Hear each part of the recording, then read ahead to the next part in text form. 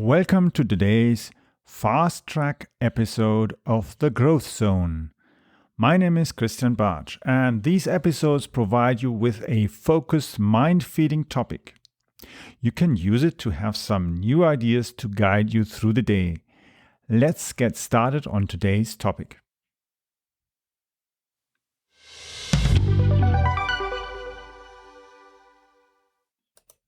So in today's episode, we are going to look at how to use metaphysics to build not only an awesome business, but actually develop your business to the next level. So metaphysics, what is that actually? Why should I use it? Look at it from a perspective as an entrepreneur or business owner, investor, or someone who is looking to hire people. In old days, people sometimes would hire in corporates maybe because of people having degrees, having really nice, good school marks and other kind of things. And in some cases, they would neglect the aspect of attitude, character, and even passion for what the people are really passionate about. And the thing is, if you're only hiring for people who just want a job and are not looking to have a long-term relationship with your business as an employer, to have an opportunity to even develop themselves into a higher level of expertise, develop talents that maybe they haven't been using, but they've got, and get them out of them and get them to use these talents that are really good in them, then that takes quite some commitment. And that's where you can do these things at a level that is by far better. So metaphysics is a way of analyzing somebody's character, somebody's potential development, and as well, of course, maybe to a certain degree, their challenges. The key thing is, what does it actually provide as a benefit for the person itself who says, I want to have an analysis based on metaphysics to actually understand how I as a person can improve, where I can further develop myself. So it's personal development to a certain degree, and as well, what should I keep my eyes open for in order to avoid problems that may be ahead, and at the same time, maybe look out for opportunities that I can use to further develop as well my own career, my business, my relationships, and all these other things. So as a employer, you want, of course, to get people who are passionate to work for your business, who love your business, who actually support and promote your business to the degree that your customers become excited and happy and enjoy buying from you, coming to your business, coming to your shop, or having your vehicle service or anything of that ilk. And when we look at it as, let's say, even if you're a startup and you're building a new business, in some cases, you maybe have a few people who you know from having done business with them, having done other startups with them, or maybe even having studied together or anything of that ilk. But then there's a certain point where you have to start hiring new people. And you do not know these people. And that's where the problems start. If you've hired people in the past and have experiences, positive and bad experiences, you know how it is to run an interview. Whether you're doing an interview on the phone or you are in person, or you've been even maybe working in a corporate and had during a training or anything an opportunity to be present in an interview, hiring interview, whether it's for training for engineers, programmers, salesperson, or anything of that ilk. That's one of the key things, of course, when you look at your senior person who is maybe accompanying you in that interview, that you notice that maybe their perspective on certain things is more advanced than yours because of their experience. They've got thousands and thousands of interviews behind them. And they may have even recognized to a certain degree what are the key things that actually make out the key people who will help you move your business to the next level over the generations, and as well will stay loyal with you. And one of the key things is attitude. The thing is, unfortunately, education can offer you a way to educate your people, to train your people. You can learn lots of different things, but a few things you just can't learn, and that is attitude and talent. Talents, those are certain things that you get by nature, where you're really good, and certain things are maybe talents that you might not have access to at first, because maybe your environment told you not to speak up, or maybe your environment told you all the time that technology is bad and so on. But actually, in reality, you love technology, and when you start indulging into it, you recognize that you have a talent for it, because maybe you have a very mathematical brain or very analytical brain, and before your environment didn't like it because they said, engineers, programmers, and all that stuff, it's all rubbish, it's not good. Then that's, of course, an environment that keeps you from developing your own talents. And once you move out of that environment that is trying to put limiting beliefs on you, then you actually start noticing what you can do. And that's the point where you then start thinking, okay, how can I improve? And it starts by looking at yourself in the mirror. And I mean that in a literal way, which doesn't necessarily mean you have to get now yourself a mirror and stand in front of it. You have to actually take a piece of paper without any lines, a blank sheet of paper and a pen, and start writing your name in the middle of the paper and start thinking, okay, what do I enjoy? What do I enjoy? Privately, let's say sports or hobbies and other things. And things as well towards work. What do I enjoy and what I don't enjoy? What I find tiring and what do I find actually exciting, but maybe don't know how to access it. And then find that as a way to go and look towards developing myself into a next level or position. And then that's where then metaphysics then actually can help you to even go and take it to a more focused level. Because the interesting thing about that, there are certain things that you would say in a normal situation, when we think of the, let's say, the times of science, where we say science, rocket science, physics, chemistry, and so on, certain things are not possible. And the interesting thing is that with this metaphysics, that when you use it, you actually look at it and think, wait a minute, I just provided you this one little information bit, and that's it. And the person who's doing the analysis for you doesn't know anything about you, or maybe so little that they couldn't guess that, what they actually then eventually find out and develop an analysis, and then you get a report. And the interesting thing about it is you become aware of things that you might have sometime maybe recognized, but then eventually ignored, because you thought, it's not maybe really me. And then afterwards, once you've got all these things, you say, wait a minute, this and that, that's actually, wow, that's actually something good, and that's true, and that's me, and that's how I live, how I tick, and what I really enjoy. And that's where you can then move and further think. And the same thing when you look at business.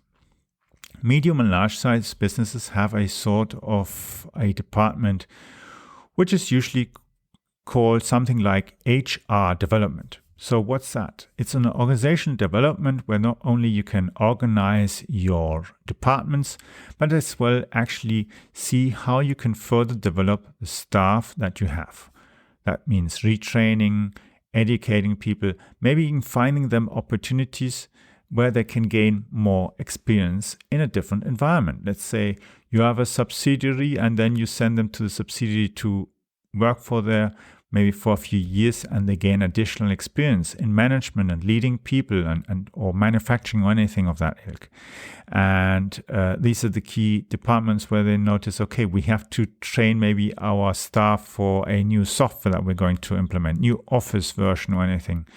Or we need to go into a new market, so they have to start researching, okay, what trainings, maybe we need to learn Russian, or we have to learn Greek, or we have to learn French or anything of that ilk. And that's the key thing what these departments do. At the same time, one key important thing of that department is to help the management develop the next generation of managers and leaders. Because of course, at a certain time, the CEO and maybe the heads of the divisions will retire. That's natural. We all grow old over time. And that's a big challenge because, of course, the next generation has to not only take over what's already has been put onto a track and running at high speed, but you have to as well try to give them opportunity to further develop the business in their own style without crashing the business, without driving people away. And the thing is, you have the fear that you might select the wrong person to lead the business. And if you select the wrong person, the business will crash. It will be either an easy target for short sellers and other kind of people who make quick money at the cost of the or expense of the business, and eventually maybe you even lose market share and the business goes out of business. So when you look at that, mentioning the idea of using metaphysics in your business to further develop your staff, it actually opens you opportunities to use metaphysics to coach as well your own people. And I'm going to share with you as well in the comments a link where you can get more information on that. And I'm sure it'll be really helpful and you can see and just read more about that, or maybe even decide to get a consultation there. But it's really interesting because you can find out through these analysis as well what's special about the person. How can I handle the person in a better way and maybe even help them further develop them inside my business? Because when I hire somebody, I want them to stay with my business. I want them to help me build and expand the business. I don't want to have battles all the time with this person because this person's attitude maybe is absolutely incompatible with my own attitude or my own objectives, or maybe even be incompatible with the people who I already have in a particular team. So, of course, a team always consists of a variety of people. You have, when you look into organizational theory, you have the so-called hygiene worker and the motivation worker.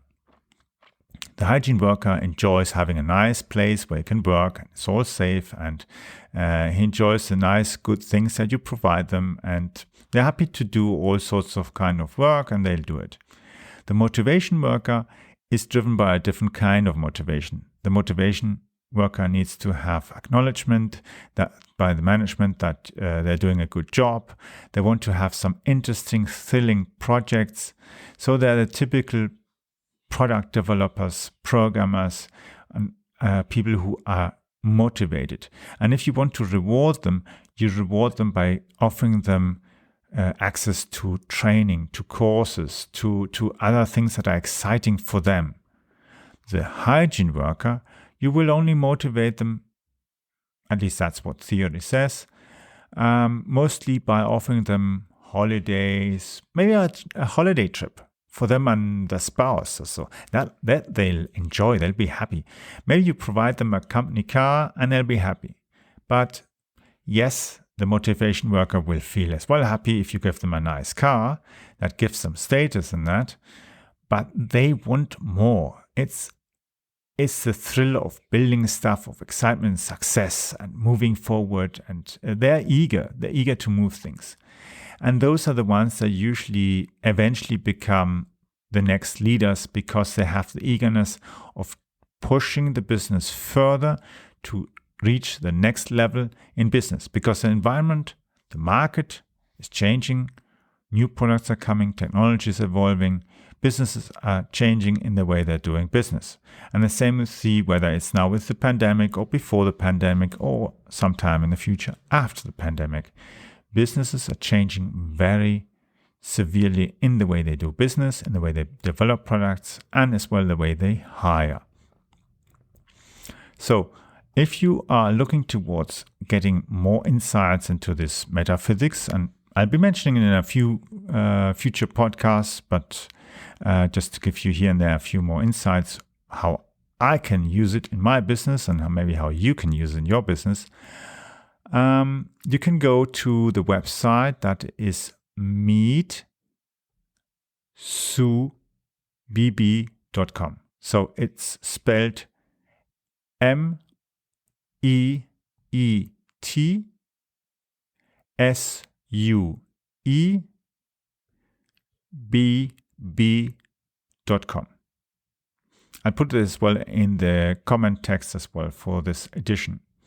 And then you can get more information about what Sue does with her metaphysics strategies and how maybe you can use as well in your own business to further develop as well the capabilities of your staff. So metaphysics is a science. It's not some crazy foo-foo stuff where you throw stones around and play with cards and other kind of stuff. That's all rubbish that people are doing there. But metaphysics itself, it's really astonishing how precise it is and how it works.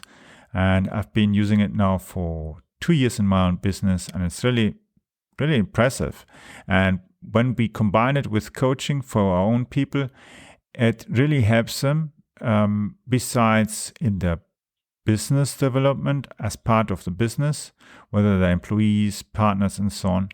And as well helps them as well in the private life because they can even use it. And sometimes they even prefer to even have such a report as well for their spouse, especially now in these pandemic times, their challenges. And spouse at a certain time when they've had kids or so, they decide, I don't want to work anymore in this old job and I want to do something different. I want to develop as well some other kind of skills and still have a family.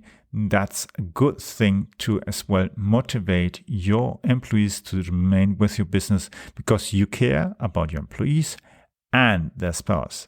And that makes it as well attractive for the next generation because maybe one day their kids will become your employees of the future. Maybe then one of them might even become the future CEO of your business because they have the right attitude and the right talents to lead that business. So have a look at the website. I'll put in the comment as well, the link to the website. Read there, and I'm sure you'll find some interesting articles as well on there on the topic of metaphysics. It's something interesting to use to apply in your business, and it's definitely worth the investment, and it benefits you as a business leader, you as an employer. Your own business generates more revenue and profitability, and you have less employee turnover because you're able to attract the right people, keep them, motivate them, and it is easier for the human resources department to further develop these people. And even if you haven't got a HR department and you are maybe a small business and you as a leader or the spouse of the leader or the business owner are managing the staff, use that for yourself and use it as well for your people, and you will notice it is astonishingly precise and useful. So great for you. And for the next episode, we'll be talking on the topic of e-learning.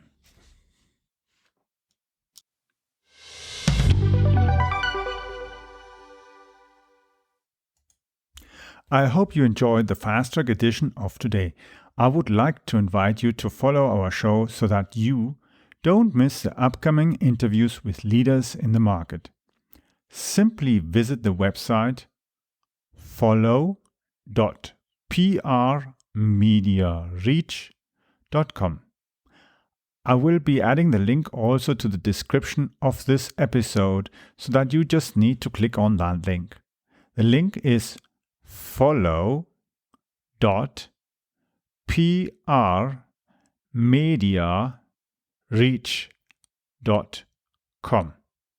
follow.prmediareach.com. You can follow me also on Twitter by using the Twitter handle CAPBarch. So it's spelled CAPBARTSCH.